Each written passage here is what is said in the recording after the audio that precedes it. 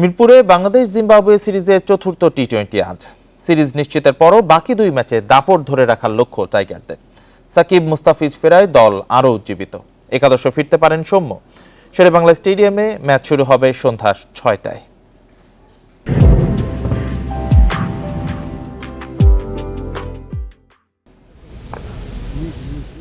একজন দেশে থেকে ডিপিএলে খেলেছেন, অন্যজন আইপিএল থেকে ফিরে ছিলেন বিশ্রামে। জাতীয় দলের অনুশীলনে ফেরা সাকিব মুস্তাফিজ আগ্রহের কেন্দ্রে। জিম্বাবুয়ের বিপক্ষে শেষ দুই ম্যাচ খেলেই যাবেন বিশ্বকাপ মিশনে। দুই তারকার উপস্থিতি দলের শক্তি বাড়িয়েছে। চট্টগ্রামে সিরিজ নিশ্চিত করে এসেছে বাংলাদেশ। মিরপুরে বাকি দুই ম্যাচেও দাপট ধরে রাখার লক্ষ্য। জিতলে ক্রেডিটটা কম পাই আমরা ছোট টিমের সাথে খেললে, কিন্তু হারলে কিন্তু সবাই বলবে জিম্বাবুয়ের সাথে হেরে গেছে। সর্বপ্রথম লক্ষ্য থাকে জিতা। আর আসলে আমাদের প্রত্যেকটা প্লেয়ারই ইন্ডিভিজুয়াল আলাদা আলাদা রোল আছে। সে তার রোলটা অনুযায়ী খেলার চেষ্টা করে। সামটাইমস বেটার এক্সিকিউট হয়, সামটাইমস কম। আমি শিওর যে সবাই এটাই চেষ্টা করবে। লিটনের ধারাবাহিক ব্যর্থতা নিয়ে চিন্তিত ম্যানেজমেন্ট।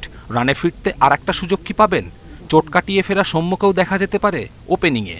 সৌম্য ভাই লাস্ট কিছুদিন অনেক ভালো ট্রেনিং করছে, অনেক হার্ড ট্রেনিং করেছে।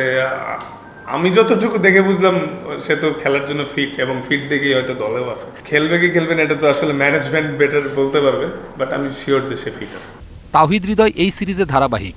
তানজিদ জাকের একটি করে ইনিংস ভালো করেছেন, তবে মোটা দাগে ব্যাটিং নিয়ে সন্তুষ্ট হবার কারণ নেই। বিশ্বকাপের আগে আত্মবিশ্বাস বাড়াতে মিরপুরে স্পোর্টিং উইকেটের প্রত্যাশা তাসকিনের। এখানে তো আমাদের বাংলাদেশের হাই স্কোরিং ম্যাচ একটু কমই হয় তুলনামূলক। অ্যাট দ্য সেম টাইম যদিও জিম্বাবুয়ে, কিন্তু দেখেন আসলে ইন্টারন্যাশনাল সিরিজ আমরা যারাই খেলতেছি, আমি শিওর যে প্রত্যেকেই 100% দিয়ে চেষ্টা করেই ম্যাচগুলো জিতার চেষ্টা করতেছে। স্পোর্টিং কন্ডিশন হয়তো বা তাহলে হয়তো আর একটু বেটার হইতো। সিরিজ হেরে মানসিকভাবে পিছিয়ে থাকলেও হোয়াইট ওয়াশের লজ্জা এড়াতে দুই ম্যাচের একটি জিততে চাইবে জিম্বাবুয়ে। মিরপুরের কন্ডিশনে ভাগ্য ফেরাতে মরিয়া থাকবে সিকান্দার রাজার দল। কপিল পাল, ইন্ডিপেন্ডেন্ট নিউজ।